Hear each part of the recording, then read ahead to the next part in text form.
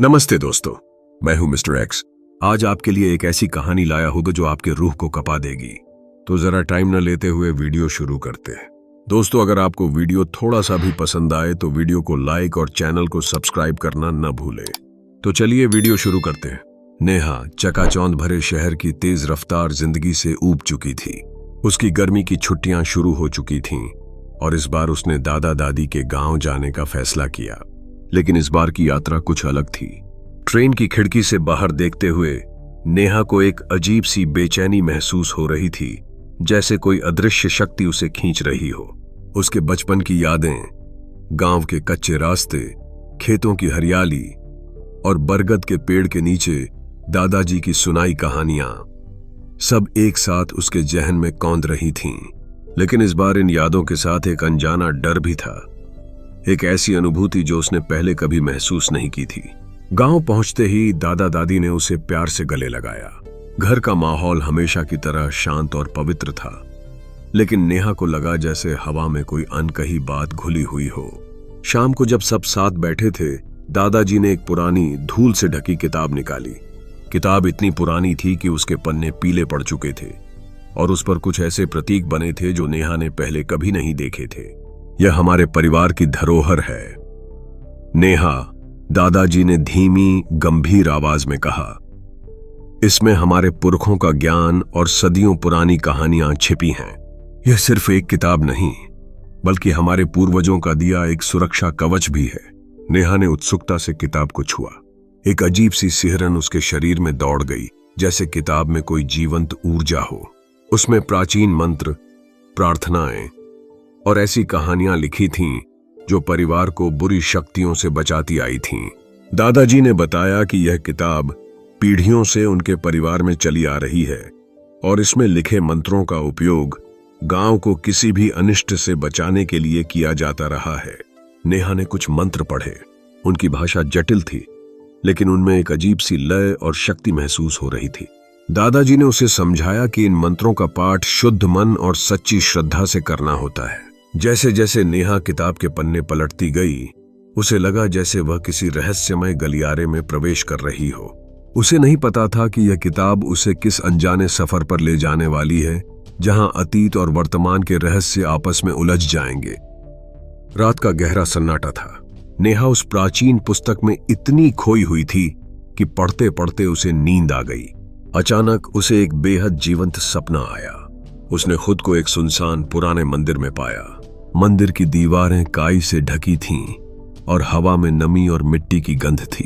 मंदिर के गर्भगृह से एक दिव्य प्रकाश निकल रहा था और उस प्रकाश के बीच उसे एक देवी की छवि दिखाई दी। देवी का चेहरा शांत और तेजोमय था, लेकिन उनकी आंखों में एक अजीब सी गहराई थी, जैसे वे कोई गहरा राज छुपाए बैठी हों। देवी ने नेहा की ओर देखा और एक मधुर लेकिन दृढ़ आवाज में कुछ मंत्र उच्चारण किए। नेहा ने ध्यान से सुना और मंत्रों को अपने मन में दोहराने लगी। मंत्र सरल थे, लेकिन उनमें एक अजीब सी प्रतिध्वनि थी, जैसे वे सीधे उसकी आत्मा से जुड़ रहे हों। देवी ने नेहा को बताया कि ये मंत्र उसे एक विशेष उद्देश्य के लिए दिए जा रहे हैं। उन्होंने उसे आगाह किया कि गांव में एक पुरानी बुरी ताकत जाग उठी है, जो लोगों के मन में भय और अशांति फैला रही है। यह शक्ति सदियों से सोई हुई थी, लेकिन अब किसी अज्ञात कारण से यह फिर से सक्रिय हो गई है। देवी ने नेहा को यह भी बताया कि इस शक्ति का सामना करने के लिए उसे अपनी आंतरिक शक्ति और परिवार की प्राचीन परंपराओं पर विश्वास करना होगा। सपने में देवी का संदेश स्पष्ट था। नेहा को इस चुनौती का सामना करने के लिए तैयार रहना होगा। सुबह जब नेहा की नींद खुली तो वह पसीने से तर थी।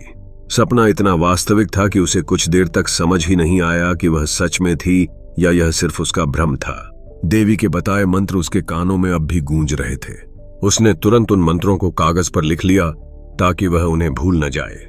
उसने दादाजी को अपने सपने के बारे में बताया, लेकिन उन्होंने इसे गंभीरता से नहीं लिया।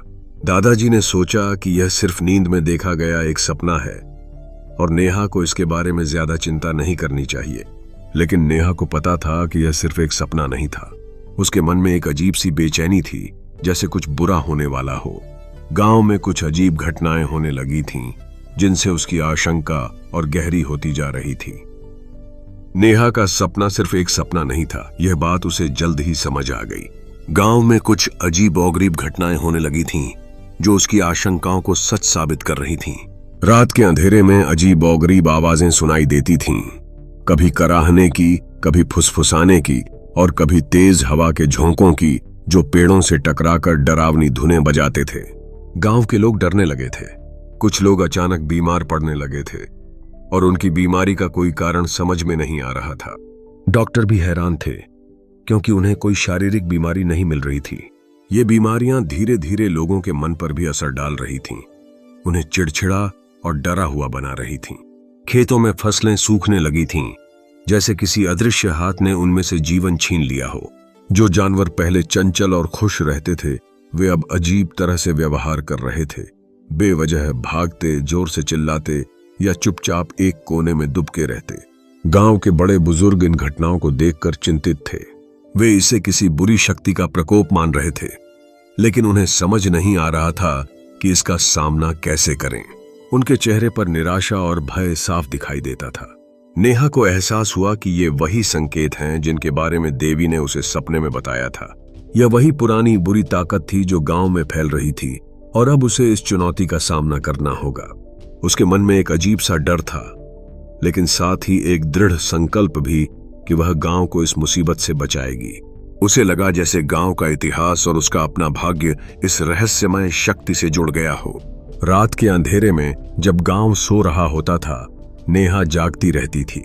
वह खिड़की से बाहर देखती और उसे लगता जैसे कोई अदृश्य परछाई पेड़ों के बीच से होकर गुजर रही हो। उसे हर पल ऐसा लगता था जैसे कोई उसे देख रहा हो, उसका पीछा कर रहा हो। यह सिर्फ उसका डर नहीं था, यह एक हकीकत थी जो धीरे धीरे उसके करीब आ रही थी। अतीत के राजा और एक अनसुना किस्सा।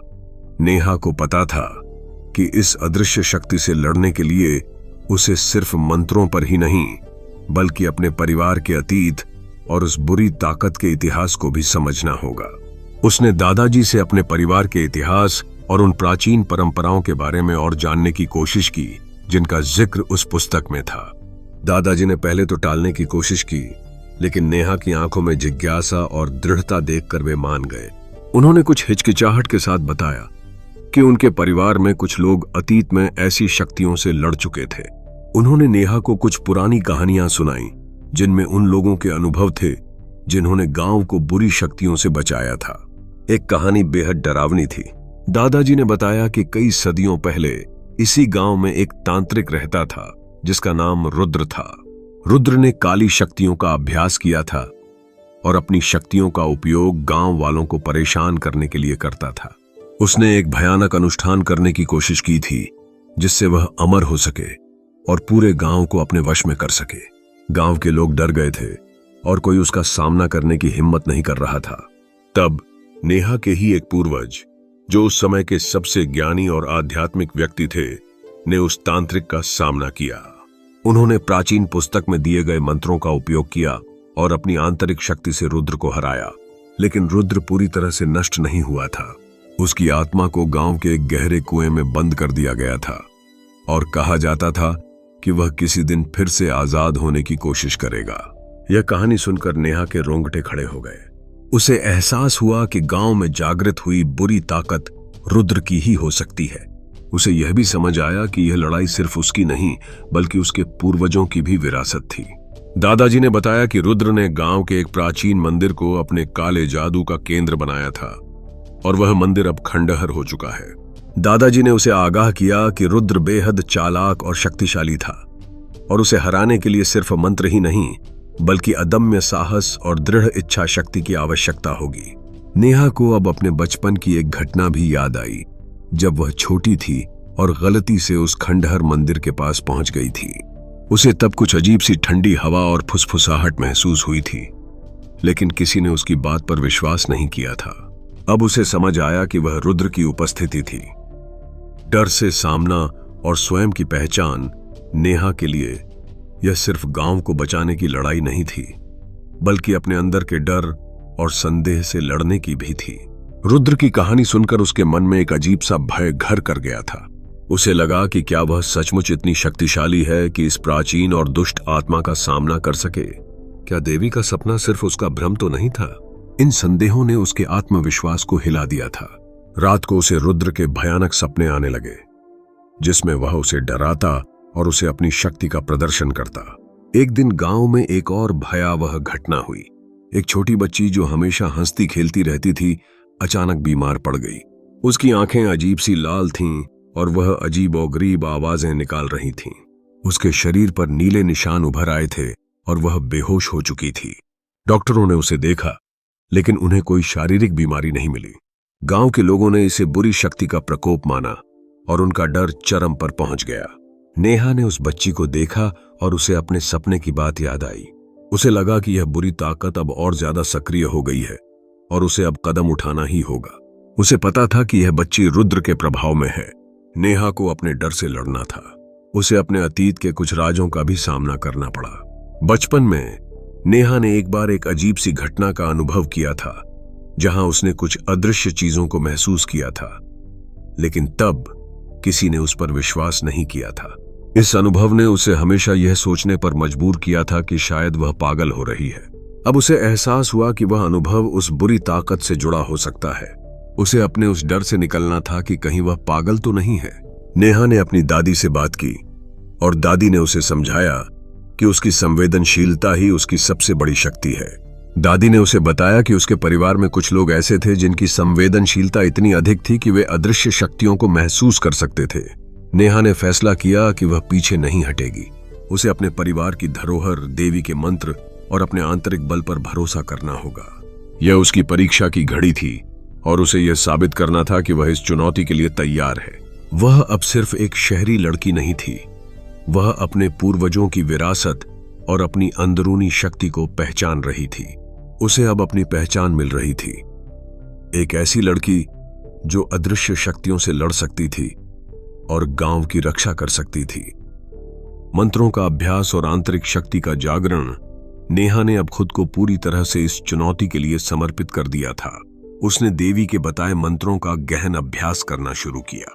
पहले तो उसे लगा कि ये सिर्फ शब्द हैं, लेकिन जैसे जैसे वह उनका उच्चारण करती गई, उसे एक अजीब सी शांति और शक्ति का अनुभव होने लगा। मंत्रों की ध्वनि उसके पूरे शरीर में गूंजने लगी और उसे लगा जैसे कोई अदृश्य ऊर्जा उसके भीतर प्रवाहित हो रही हो। वह मंत्रों को बार बार दोहराती, उनका अर्थ समझने की कोशिश करती और उन्हें अपने भीतर आत्मसात करती। उसे लगा जैसे ये मंत्र उसके अंदर की सोई हुई शक्ति को जगा रहे हों, एक ऐसी शक्ति जो पीढ़ियों से उसके परिवार में छिपी हुई थी। उसने प्राचीन पुस्तक में दिए गए कुछ अन्य मंत्रों और अनुष्ठानों का भी अध्ययन किया, जो बुरी शक्तियों से रक्षा करने के लिए थे। उसने देखा कि कुछ मंत्र प्रकृति के तत्वों अग्नि, जल, वायु और पृथ्वी से जुड़े थे और उनसे ऊर्जा प्राप्त करने के तरीके बताए गए थे। नेहा ने अपनी दादी से भी बात की। दादी, जो पहले संदेह में थीं, अब नेहा की दृढ़ता और गांव में बढ़ रही रहस्यमय घटनाओं को देखकर चिंतित थीं। नेहा ने उन्हें प्राचीन पुस्तक के बारे में बताया और समझाया कि यह कैसे उनके परिवार की रक्षा करती आ रही है। दादी ने उसे कुछ पुरानी परंपराओं के बारे में बताया जो पीढ़ियों से उनके परिवार में चली आ रही थीं। उन्होंने बताया कि कैसे उनके पूर्वज प्रकृति की शक्तियों का सम्मान करते थे और कैसे वे नकारात्मक ऊर्जाओं को दूर भगाने के लिए कुछ विशेष अनुष्ठान करते थे। दादी ने नेहा को कुछ जड़ी बूटियों और प्राकृतिक चीजों के बारे में भी बताया, जिन्हें नकारात्मक ऊर्जा को बेअसर करने के लिए इस्तेमाल किया जा सकता है। उन्होंने उसे हल्दी, नीम और चंदन जैसी चीजों के औषधीय और आध्यात्मिक गुणों के बारे में बताया। नेहा ने अपनी आंतरिक शक्ति पर ध्यान देना शुरू किया। उसे एहसास हुआ कि सिर्फ मंत्रों का पाठ करना ही काफी नहीं है, बल्कि उसे अपने भीतर भी विश्वास और दृढ़ संकल्प पैदा करना होगा। उसने ध्यान और योग का अभ्यास करना शुरू किया, जिससे उसे अपने मन को शांत करने और अपनी ऊर्जा को केंद्रित करने में मदद मिली। जैसे जैसे वह अपनी आंतरिक शक्ति को पहचानने लगी, उसका डर कम होता गया और उसकी जगह आत्मविश्वास ने ले ली। उसने गांव में बीमार पड़े बच्चे की मदद करने का फैसला किया। उसने देवी के मंत्रों का उच्चारण करते हुए बच्चे के सिर पर हाथ फेरा और उसे दादी द्वारा बताई गई कुछ जड़ी बूटियों का लेप लगाया। धीरे धीरे बच्चे की हालत में सुधार होने लगा। यह देखकर गांव के लोगों को नेहा पर विश्वास होने लगा और उन्हें भी लगा कि शायद वह सचमुच कोई दैवीय शक्ति रखती है। यह नेहा की पहली जीत थी जिसने उसे और ज्यादा मजबूत बनाया। मंत्रों का अभ्यास और आंतरिक शक्ति का जागरण, नेहा ने अब खुद को पूरी तरह से इस चुनौती के लिए समर्पित कर दिया था। उसने देवी के बताए मंत्रों का गहन अभ्यास करना शुरू किया। पहले तो उसे लगा कि ये सिर्फ शब्द हैं, लेकिन जैसे जैसे वह उनका उच्चारण करती गई, उसे एक अजीब सी शांति और शक्ति का अनुभव होने लगा। मंत्रों की ध्वनि उसके पूरे शरीर में गूंजने लगी और उसे लगा जैसे कोई अदृश्य ऊर्जा उसके भीतर प्रवाहित हो रही हो। वह मंत्रों को बार बार दोहराती, उनका अर्थ समझने की कोशिश करती और उन्हें अपने भीतर आत्मसात करती। उसे लगा जैसे ये मंत्र उसके अंदर की सोई हुई शक्ति को जगा रहे हों, एक ऐसी शक्ति जो पीढ़ियों से उसके परिवार में छिपी हुई थी। उसने प्राचीन पुस्तक में दिए गए कुछ अन्य मंत्रों और अनुष्ठानों का भी अध्ययन किया जो बुरी शक्तियों से रक्षा करने के लिए थे। उसने देखा कि कुछ मंत्र प्रकृति के तत्वों अग्नि, जल, वायु और पृथ्वी से जुड़े थे और उनसे ऊर्जा प्राप्त करने के तरीके बताए गए थे। नेहा ने अपनी दादी से भी बात की। दादी, जो पहले संदेह में थीं, अब नेहा की दृढ़ता और गांव में बढ़ रही रहस्यमय घटनाओं को देखकर चिंतित थीं। नेहा ने उन्हें प्राचीन पुस्तक के बारे में बताया और समझाया कि यह कैसे उनके परिवार की रक्षा करती आ रही है। दादी ने उसे कुछ पुरानी परंपराओं के बारे में बताया जो पीढ़ियों से उनके परिवार में चली आ रही थीं। उन्होंने बताया कि कैसे उनके पूर्वज प्रकृति की शक्तियों का सम्मान करते थे और कैसे वे नकारात्मक ऊर्जाओं को दूर भगाने के लिए कुछ विशेष अनुष्ठान करते थे। दादी ने नेहा को कुछ जड़ी बूटियों और प्राकृतिक चीजों के बारे में भी बताया जिन्हें नकारात्मक ऊर्जा को बेअसर करने के लिए इस्तेमाल किया जा सकता है। उन्होंने उसे हल्दी, नीम और चंदन जैसी चीजों के औषधीय और आध्यात्मिक गुणों के बारे में बताया। नेहा ने अपनी आंतरिक शक्ति पर ध्यान देना शुरू किया। उसे एहसास हुआ कि सिर्फ मंत्रों का पाठ करना ही काफी नहीं है, बल्कि उसे अपने भीतर भी विश्वास और दृढ़ संकल्प पैदा करना होगा। उसने ध्यान और योग का अभ्यास करना शुरू किया, जिससे उसे अपने मन को शांत करने और अपनी ऊर्जा को केंद्रित करने में मदद मिली। जैसे जैसे वह अपनी आंतरिक शक्ति को पहचानने लगी, उसका डर कम होता गया और उसकी जगह आत्मविश्वास ने ले ली। उसने गांव में बीमार पड़े बच्चे की मदद करने का फैसला किया। उसने देवी के मंत्रों का उच्चारण करते हुए बच्चे के सिर पर हाथ फेरा और उसे दादी द्वारा बताई गई कुछ जड़ी बूटियों का लेप लगाया। धीरे धीरे बच्चे की हालत में सुधार होने लगा। यह देखकर गांव के लोगों को नेहा पर विश्वास होने लगा और उन्हें भी लगा कि शायद वह सचमुच कोई दैवीय शक्ति रखती है। यह नेहा की पहली जीत थी जिसने उसे और ज्यादा मजबूत बनाया।